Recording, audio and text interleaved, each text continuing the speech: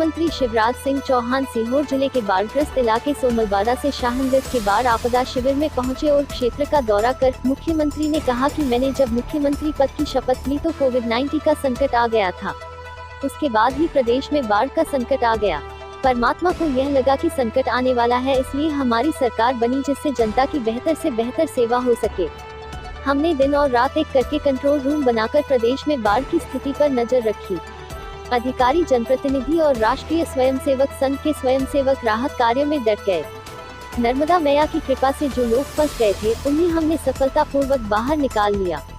हमने जान बचा ली है, अब जहान भी बचाना है। यह भारतीय जनता पार्टी की सरकार है। सरकार के पास पैसे नहीं है, इसकी चिंता मुझे नहीं है। पैसे मैं कहीं से भी लाऊंगा। जितने भी लोगों का नुकसान हुआ है उन्हें मुआवजा दूंगा, किसानों को भी उनके नुकसान की भरपाई करूंगा। यह सही बात है कि मध्य प्रदेश सरकार का खजाना खाली है, लेकिन आपको चिंता करने की कोई बात नहीं। आपके साथ आपका मामा खड़ा हुआ है। 14 जिले बाढ़ से प्रभावित है, सबका ध्यान रखना और सभी अधिकारियों को निर्देश दिया है बाढ़ प्रभावित क्षेत्र में सभी को आधा क्विंटल गेहूं और 5-5 लीटर केरोसिन दिया जाए। हम बच्चे हैं, अब दूसरे कष्ट से उनकी क्या चिंता, मामा तो है ही। अब कहीं परेशान होने की जरूरत नहीं। ये बात सही है कि पैसे का इंतजाम नहीं है, खजाना खाली पड़ा है। कोरोना ने कमर तोड़ दी पूरी, काम धंधे ठप, टैक्स नहीं आए तो खजाना खाली है। लेकिन कहीं से कर्जा लेके भी आऊंगा, बाढ़ पीड़ितों को राहत दूंगा, किसानों को मुआवजा दिलाऊंगा। साहेबगंज बाढ़ पीड़ितों से मिलने आया था।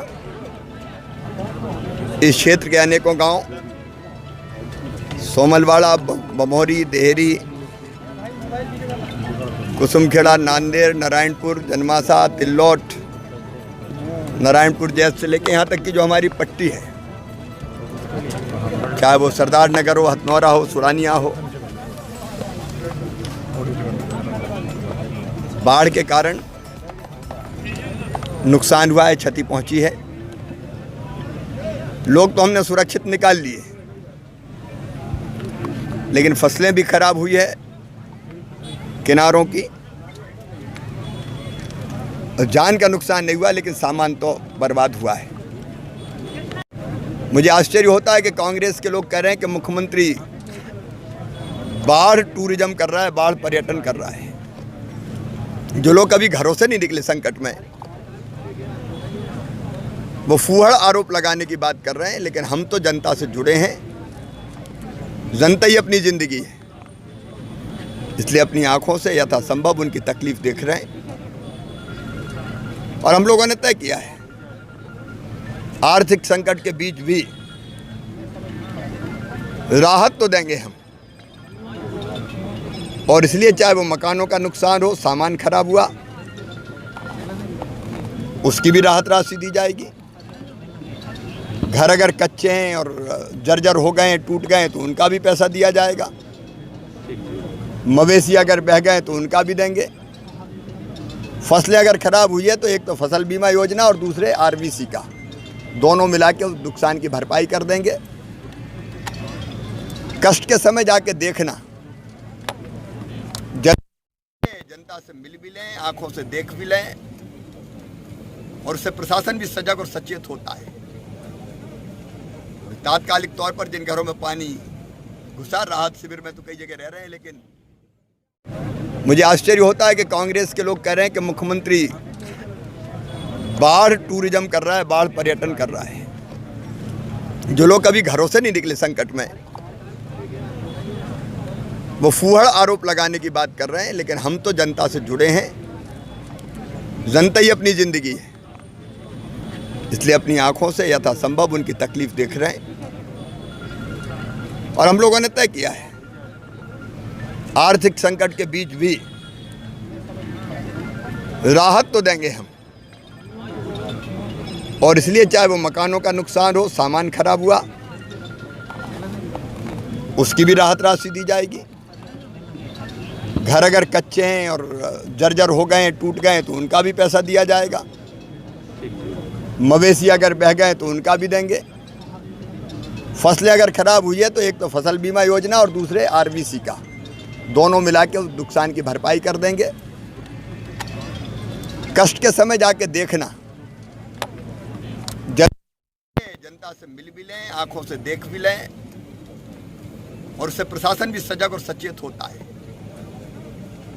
तात्कालिक तौर पर जिन घरों में पानी घुसा, राहत शिविर में तो कई जगह रह रहे हैं, लेकिन मुझे आश्चर्य होता है कि कांग्रेस के लोग कह रहे हैं कि मुख्यमंत्री बाढ़ टूरिज्म कर रहा है, बाढ़ पर्यटन कर रहा है। जो लोग कभी घरों से नहीं निकले संकट में, वो फूहड़ आरोप लगाने की बात कर रहे हैं, लेकिन हम तो जनता से जुड़े हैं। जनता ही अपनी जिंदगी है, इसलिए अपनी आंखों से यथासंभव उनकी तकलीफ देख रहे हैं। और हम लोगों ने तय किया है, आर्थिक संकट के बीच भी राहत तो देंगे हम, और इसलिए चाहे वो मकानों का नुकसान हो, सामान खराब हुआ, उसकी भी राहत राशि दी जाएगी। घर अगर कच्चे हैं और जर्जर हो गए हैं, टूट गए हैं, तो उनका भी पैसा दिया जाएगा।